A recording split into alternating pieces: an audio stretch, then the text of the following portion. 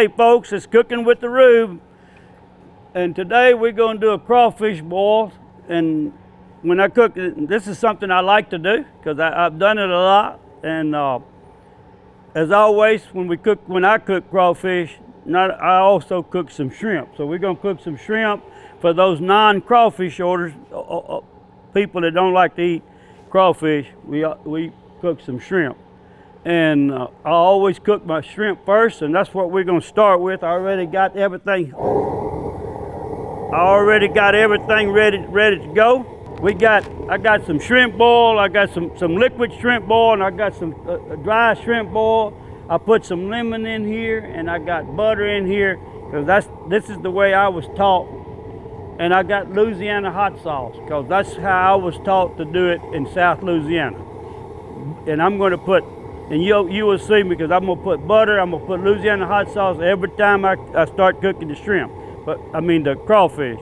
But right now, I'm just going to cook the shrimp. And one thing I learned today was I sent somebody to get me the shrimp. And normally when I buy shrimp, I buy shrimp with the tails on them. Because what I'll do is cook the shrimp and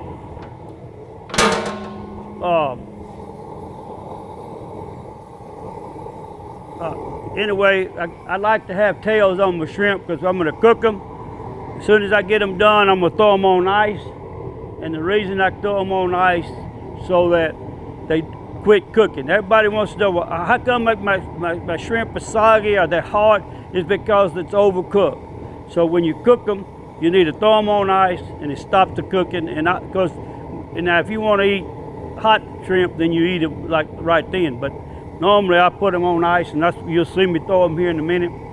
Shrimp does not take long, so I got to watch them. As soon as they start floating up, I take them out of there. Also, I'd like to mention, I'll mention it a little bit later, is that I would like to invite my friends or anybody out here, if they ever want to come and if they got a special a dish or a special something that they like to cook, I would love for them to come out here and cook with the Rube. And we're going to post my phone number. I'm not going to guarantee you that you get to cook. I mean, you can come and eat, but I'm not going to guarantee you that you get to cook. But you can come, and I'd be glad to have you on the show. I've already had a couple guests, and I'm going to give you my phone number, 870-830-4786. Be glad to have you come and join me, and let's demonstrate something you like to cook. Okay, shrimp is very easy. Shrimp is easy. And if I can have the shrimp are done, and if I can have a little assistant here so these won't just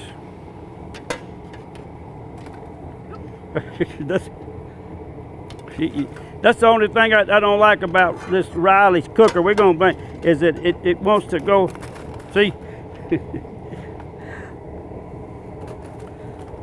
All right, folks, we got the shrimp out there. We made a mess of the shrimp, but that's okay.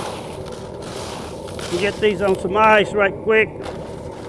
We got these, cool them all. Okay. One thing I always do is I always squeeze lemon, usually 4 lemons, couple lemons, stick of butter, and I do it on every crawfish cooking. Every time I cook a bag, they get it. We got the first, that water boiling like I like it. Crawfish time.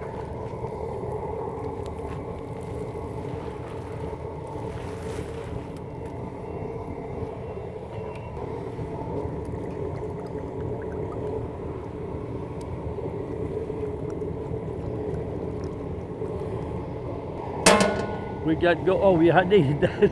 I was looking for it. I put my hand in there. All right, we got that going.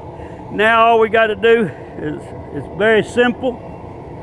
As soon as I see real good steam coming off this deal, I know this pot's ready. I don't check it because you know what I tell folks: if you're looking, you're not cooking.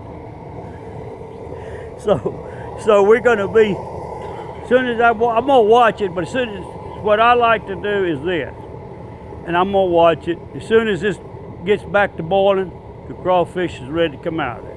Now, I'd like to say one thing about all this cooking. Everybody's been having me cook all this Cajun stuff, but my specialty is barbecue, and I'm not cooked the first barbecue show yet. Ribs and Boston butts, pork steaks, that's what I like to cook. And I've been doing all this Cajun food, but that's okay because I can. When I see the steam coming out of here, that's when I know it's done. But it's not going to take long because we're going to continuously go and it does not take long at all. I would like to say this. I never put potatoes, I cook potatoes always last or first, whichever one, but I do not mix my potatoes in with the crawfish and all for the simple reason, if you leave potatoes in there and you put them in there, potatoes are going to get mushy and it just ruins your batch of crawfish. So that's how come I'm going to cook the potatoes. This time I'm going to cook them last and put them in a different cooler. Same way with the corn. And it always takes longer for these potatoes, but Corey was able to get us some small potatoes, and I could probably put them in here, but it takes longer to cook potatoes, so I usually don't cook them with the crawfish.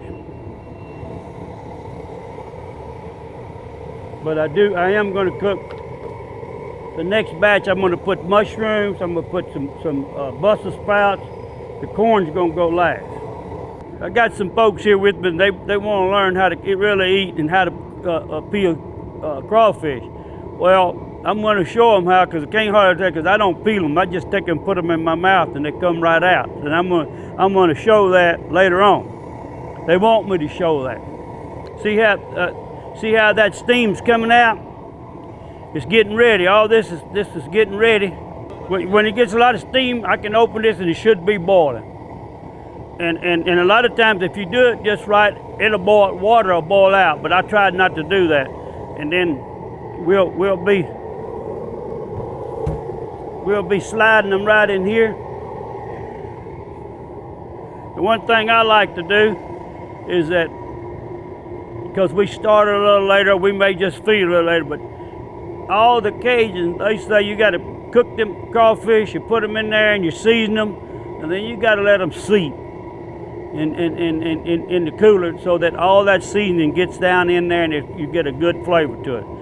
So that's what we're going to do. Okay, you see this water's already boiling out. Time for the shrimp to come out of there. Time for the shrimp to come right on out of here. Once you get them boiling like this, shrimp ready. These are some good sized shrimp too. It's going to be good shrimp here.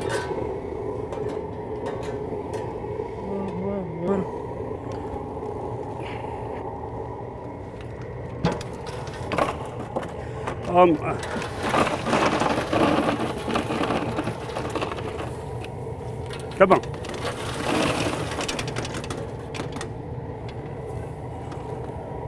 I like to put some dry seasoning in it. That's what just leave it right there. I do everything the same way every batch. Lemon, butter. I'm not going to make them too hot. I'm not putting a lot of Louisiana hot sauce. Usually I do. Every time I pour it,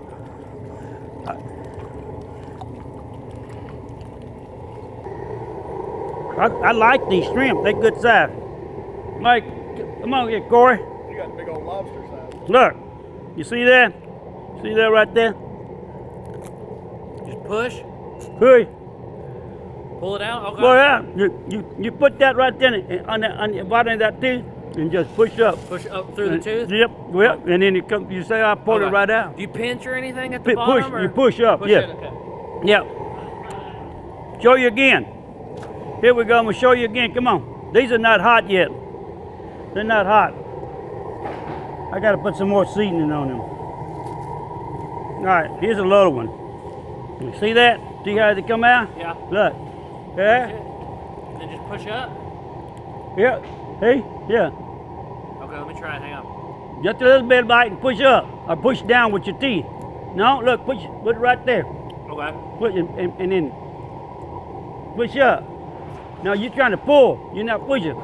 You did good. You got to learn. Look, you go down. You push this stuff down. Oh, okay. All right, folks. They want me to show how the real Cajuns eat these crawfish. And a lot of people, you pull it out like that, you got your tail right there, and a lot of people are going to peel them. But Reuben was taught, and this is not too good one because it ain't, but you push on here, and you take them, and you hurl like that, and there's your tail. That's the easiest way to do it. And that come out all right, but we're going to do another one just for you. And this is how I taught my granddaughter to do it. You just, right there's your tail, and right here, and there you go. That's how you do it. And that's when it peel off like that. That means that you cook the crawfish good, and that's why I always put butter in there. Or at least that's the way I was taught. Butter, hot sauce, and the tails are supposed to come off easily, like we just did. Mushrooms and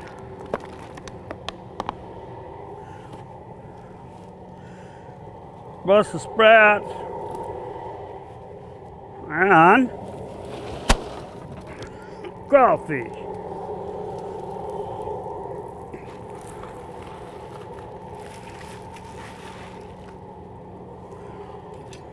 All right, that's our third batch. We got one more to go. We stir this seasoning up right here.